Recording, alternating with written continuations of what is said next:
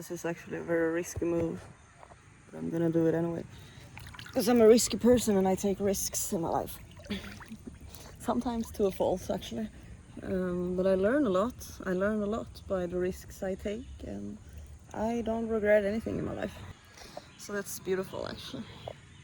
I'm writing a lot of music right now. I'm writing a lot of music, and it's pretty cool. It's nice and very, very healing to let out what I'm feeling inside in music. I express my emotions in art, whatever way or form. So it can be writing, it can be writing, it can be songs, it can be painting, it can be poems, it can be making videos, talking like I'm doing right now. This is also a bit of a therapy, I guess.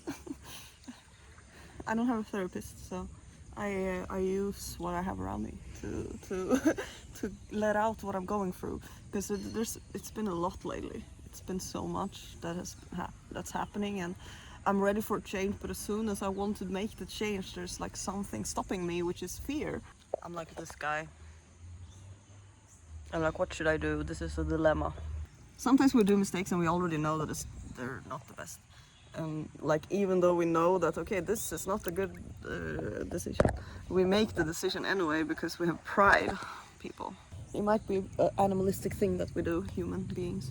We have pride. Oh no, there's a dead dragonfly. I see a lot of dead animals right now. There was a dead bird. It was actually a very uncommon bird, an uncommon hummingbird that was dead. Or well, it wasn't dead, it was almost dead, so it was like half breeding. And now I see a dead dragonfly, and oh no, it's not dead. It was maybe I can save it. The thing is, I don't want to touch it. Should I just touch it? This is a Brit. I don't know why I don't want to touch dead things with my hand, but I'm gonna just do it now anyway. So he's not actually dead, but oh shit, he's trying to. Oh, I'm gonna feel something. Oh, you're okay. You're okay. I'm okay. I'm okay, and this.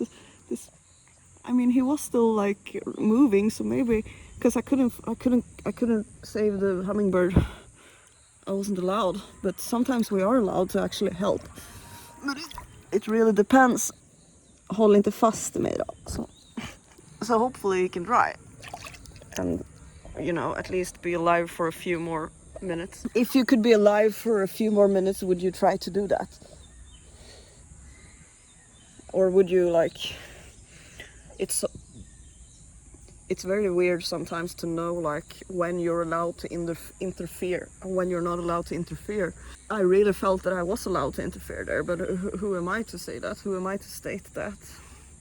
And death, just as it's so symbolic, and it's been very symbolic lately. A dead hummingbird and now a dead dragonfly. But death is not the end. The death is just a transition from one place to another, right? It's just like when we were babies, when we weren't born yet. It's kind of the same thing, where we were in that dimension when we were in our mother's womb. And then we came out into this weird existence. We came from at least what felt safe, and then we came out to this survival mode. The survival mode of being an animal human thing that we are. And there's another dead dragonfly. So there's two of them now. Why? I don't know why death is coming to me. It's still alive as well, so I need to save this as well. I'm saving dragonflies right now, that's what I'm doing. So my mission right now is to save some dragonflies, because they're just deciding to drown. Like, what the fuck? Why do you want to drown, bitch? Like, don't you understand how water works? I'm actually kind of drowning it myself right now. See, I'm saving 2 dragonflies within like the moment of 5 minutes. Hopefully those dragonflies will survive a few more minutes. Maybe they will like have a more horrible death, just because, I mean, I don't know how drowning feels, but it felt like they were suffering. And maybe they can suffer in a bird's mouth instead. Maybe it was supposed to be a bird's food, and now I just didn't. Maybe I killed a bird by doing that, because that was food for a bird, and now the birds don't have any food in the pool. Maybe there's like a almost not surviving bird out there who really needed that those two dragonflies to eat.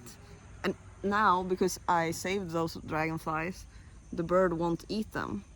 So the bird will die because of starvation. Who knows? The ripple effects we create, they're unexplainable. We don't know. We don't really know until we know afterwards, until we see the result of what we have done or what we haven't done. I'm not mad that I saved these two dragonflies. He's still there though, so I don't know if I actually saved him. Maybe I just put him up from the water. Maybe he was already dying and he will die within like 2 minutes, and the bird will find him anyway, because the bird has instinct, and the bird will find another food source somewhere. Costa Rica is healing me a lot, and my ego is fighting it. Typical ego. Typical ego. Typical ego. And I'm trying to change that and change my belief, because obviously I've said that, so I think that's a part of my identity now, that I don't like change, but I actually like change, so I don't really know what I'm talking about. So I'm just gonna embrace it and change the narrative and say, I like change. I like to feel uncomfortable for a little while, because I know that the long-term result will be much better. But, you know, my ego don't really agree with that, because I'm stubborn. I'm stubborn, and I'm sometimes too stubborn for my own sake. I'm too stubborn for my own evolution, and that's a boring thing. Sometimes I wish I was less stubborn, but it's not so easy to change something that you think you are, when it's like programmed in your mind that you really believe this, you know. So deceit. I am so tired of deceit. But I'm creating music, so that's nice, I guess. How fun. I'm creating art. It's still sad to be sad. I wish I could be happy, because I'm surrounded by all of these magical things. And maybe it's also a part of my identity that I say that I'm sad, but actually it's also a decision, maybe. But I feel sad. I feel sad in my heart. And there's nothing really I can do about it, except feeling sad. And I don't want to get stuck in the sadness, so that's why I'm creating music, and that's why I'm talking about it. Because when we talk about things, it eases up the water. It's not so stagnant. It's like we're moving. And when we're moving, things starts to happen. The movement in our life starts to happen. And even if my steps are very small, because I'm taking very small steps in my life, in my change, there's still steps, and I'm not in a hurry anyway, so why are you in such a hurry? I'm saying that like I wasn't in a hurry. I've always felt that I've been in a hurry, like, oh, I need to hurry up. But you know, who decided that? Who decided that we're in a hurry? Yeah, we should take the steps that we can take, but we shouldn't stress ourselves, because stressing ourselves is unproductive, and stressing ourselves just wastes us more time, because when we're stressed we are easily to worry, and when we're worrying we waste time, and time is money. Time is also, you know, everything we have, but it's our best teacher. We think that time is our enemy, but it's not really. It's both our enemy and our best companion. It's fun to create music, and it's fun to be surrounded by such a beautiful flowers. And I'm gonna go out and go to a waterfall in a few days. Tomorrow. I'm gonna, yeah, maybe tomorrow. We'll see how I feel. We'll see how I feel. I'll probably go to a waterfall tomorrow, probably, or maybe the beach. I should at least go out from this hostel, because sometimes I get stuck in a route, and I do the same things. I go to the same place because it feels comfortable, and I don't try new things, and I don't go out from my comfort zone.